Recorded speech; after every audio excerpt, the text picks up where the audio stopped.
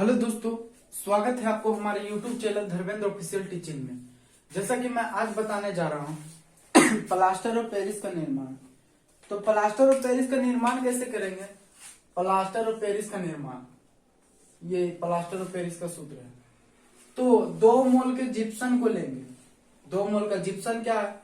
तो जिप्सम का सूत्र होता है, एक रासायनिक पदार्थ है जिप्सम, जिसका सूत्र है CaSO4 × 2H2O। ये 2 मोल का जिप्सम को लेंगे और उसको 120 डिग्री तक सावधानी पूर्वक गर्म करेंगे। तो सावधानी पूर्वक गर्म करने से हमारे प्लास्टर ऑफ पेरिस का निर्माण हो जाएगा। तो कैसे होगा? अभी आपके सामने पहले 2 मोल का आप जिप्सम ले लीजिए। तो 2CaSO4 × 2H2O, आप ये 2 मोल का जिप्सम ले लिए। अब इसे आप सावधानी पूर्वक गर्म कीजिए, हीट कीजिए। कितना हीट कीजिए? 120 डिग्री सेल्सियस तक। तो आप देखिए ये क्या प्राप्त होता है। तो ये हमारे जिप्सम प्राप्त हो जाते हैं। कैसे होते हैं? तो CaSO4 × 2 × H2O, ये जिप्सम बन जाता है। ये जिप्सम 2 मोल का जिप्सम लेने पर 120 डिग्री सेल्सियस तक सावधानी पूर्वक गर्म करने पर ये प्लास्टर ऑफ पेरिस का निर्माण होता है। और प्लास्टर ऑफ पेरिस का निर्माण होता है और अभिक्रिया के फलस्वरूप 3 मोल का जल H2O निकलता है। तो आप देखिए यहाँ पे संतुलित कर लीजिए कि यहाँ पे कैल्शियम देख सकते हैं आप 2 है, यहाँ पे सीधा देखिए कैल्शियम सल्फेट 2 है, 2 आगे लगा हुआ है, यहाँ भी कैल्शियम सल्फेट 2 है। ठीक, अब हमारा जल बच जाता है। तो यहाँ पे देखिए हाइड्रोजन कितना है? 2 दूना 4 और 4 दूना 8, इधर 8 हाइड्रोजन है। और यहाँ पे देखिए 2 हाइड्रोजन और 3 दूना 6 हाइड्रोजन, 8 हाइड्रोजन। अब यहाँ पे एक यहाँ पे ऑक्सीजन मेरा कितना है? तो ऑक्सीजन मेरा यहाँ पे है, क्योंकि इसके आगे लगा हुआ है 2, तो 2 ऑक्सीजन ये हो गया मेरा, और 2 दूना 4 ऑक्सीजन। तो आप देख सकते हैं कि 3 ऑक्सीजन यहाँ है और 1 ऑक्सीजन यहाँ है, तो इधर भी 4 ऑक्सीजन है। तो इस प्रकार अगर जो आप ये प्लास्टर ऑफ पेरिस का सूत्र अगर जो आपको मालूम रहेगा क्या होता है, CaSO4 × 2H2O, अगर जो आपको ये दे दिया जाएगा तो बना लीजिएगा। अगर जो ये बैलेंस करना जानिएगा तो बन जाएगा। तो क्या किए हम? जिप्सम को लिए और 120 डिग्री सेल्सियस तक उसे सावधानी पूर्वक तक गर्म किए। तो सावधानी पूर्वक से गर्म करने पर हमारा CaSO4 × 2 × H2O प्लस 3 मोल का जल हमारा निकला। तो इसी का नाम है भैया जिप्सम, इसी का नाम है plaster of Paris. Plaster of Paris, यही है मेरा प्लास्टर ऑफ पेरिस। तो प्लास्टर ऑफ पेरिस का गुण क्या है? ये तो आप निर्माण कर दिए हैं हम प्लास्टर ऑफ पेरिस, लेकिन इसका गुण क्या है? तो इसका एक ही गुण है, इसका ज्यादा गुण नहीं होता है। तो इसको जल से मिलाइएगा तो फिर जिप्सम बन जाएगा। मिला दीजिए जल से। तो आप लीजिए प्लास्टर ऑफ पेरिस को पहले उठाइए, CaSO4 × 2 H2O प्लस 3H2O। अगर जो 3 मोल का जल फिर आप दीजिएगा तो फिर ये जिप्सम ही बन जाएगा। 2 मोल का 2CaSO4 × 2H2O। आप संतुलित भी कर सकते हैं, अरे इधर या उधर बात बराबर है। तो यही इसका गुण है कि प्लास्टर ऑफ पेरिस में जल मिलाने पर ये जिप्सम पुनः बन जाता ये। अब इसका उपयोग क्या है? तो इसका उपयोग आप जानते होंगे कि प्लास्टर ऑफ पेरिस का उपयोग मूर्ति बनाते हैं। तो उस वक्त मूर्ति का चिकनाहट करने में प्लास्टर ऑफ पेरिस इसका उपयोग होता है, मूर्ति बनाने में। 1 नंबर में मूर्ति बनाने में। और दूसरा नंबर होता है कि इसे चिकित्सा के रूप में भी किया जाता है। तो चिकित्सा के रूप में क्या किया जाता है कि टूटी फूटी हड्डियों को, अगर जो किसी का पैर टूट जाता है या हाथ टूट जाता है तो पट्टी बनवाने के लिए जाता है। जो पट्टी में लेप लगाया जाता है वो प्लास्टर ऑफ पेरिस का ही लगाया जाता है। उस पट्टी में लेप लगा के उसे बांधा जाता है।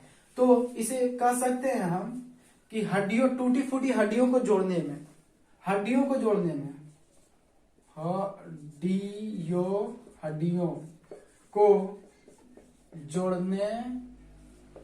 जोड़ने में, चिकित्सक के रूप में, चिकित्सक के रूप में। तो इस प्रकार हमने पढ़ाया प्लास्टर ऑफ पेरिस किसे कहते हैं, तो प्लास्टर ऑफ पेरिस का निर्माण कैसे करते हैं। और एक चीज आप लोग याद रखिए कि प्लास्टर ऑफ पेरिस को इस प्रकार भी लिखा जा सकता है, CaSO4। इस प्रकार भी प्लास्टर ऑफ पेरिस का नाम होता है कि CaSO4 इंटू हाफ H2O। अगर जो आप दिया रहेगा CaSO4 इंटू हाफ H2O तो आप लोग डरिएगा ना, ये भी प्लास्टर ऑफ पेरिस का सूत्र है। अब प्लास्टर ऑफ पेरिस का इसका सूत्र वही होता है।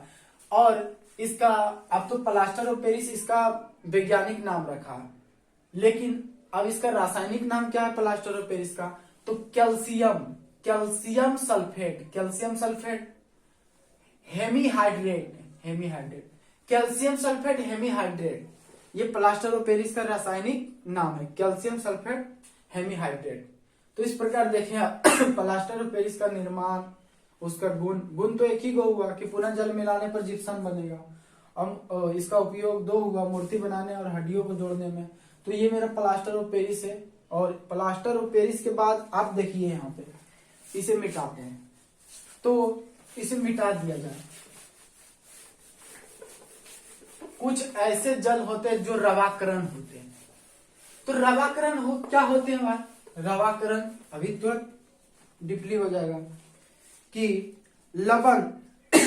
लवण जिसमें रवाकरण के जल होते हैं वे जलयोजित लवण होते हैं।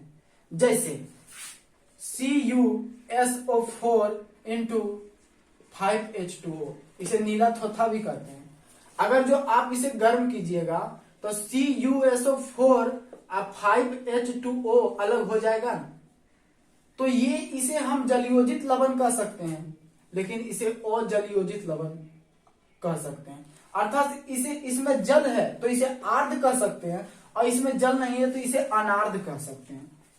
तो उसी प्रकार सोडियम कार्बोनेट Na2CO3 में 10H2 में तथा जिप्सम में ये सब में जल उपस्थित होते हैं। अच्छा, ये जलयोजित लवण है, अर्थात ये अनार्द्र, ये जल को खोकर अनार्द्र बनते हैं। तो आप देखें कि Na2CO3 इंटू 10H2O को जब हीट किया जाता है तो Na2CO3 प्लस 10H2O में बनता है। तो ये तो मेरा आर्द्र है, और अगर जो ये जल खो देगा तो ये क्या बन जाएगा? अनार्द्र बन जाएगा। तो आप लोग देखें कि ये इसमें तो जल था तो ये आर्द्र था। जल अर्थात कोई भी जलयोजित लवण अपने जल को खोकर आर्द्र से अनार्द्र बन सकते हैं। तो उसी प्रकार और भी उदाहरण हो सकते हैं। कौन सा उदाहरण हो सकते हैं? और भी हमारे उदाहरण है बहुत सारे लवण है। जैसे जिप्सम को भी आप ले लीजिए तो CaSO4 इंटू 2H2O, अगर जो इसको गर्म करेंगे तो CaSO4 H2O प्लस 3H2O, तो ये जल को खो देते हैं। तो ये भी मेरा जलयोजित लवण है। तो इस प्रकार देखें कि लवणों का जलयोजित लवण, अगर जो जलयोजित लवण अपना जल खो देते हैं तो वो अनार्द्र हो जाते हैं। तो इस प्रकार लवण और आपके प्लास्टर ऑफ पेरिस सब समझ में आ गए। अगर जो वीडियो आपको अच्छा लगे तो लाइक सब्सक्राइब कीजिए।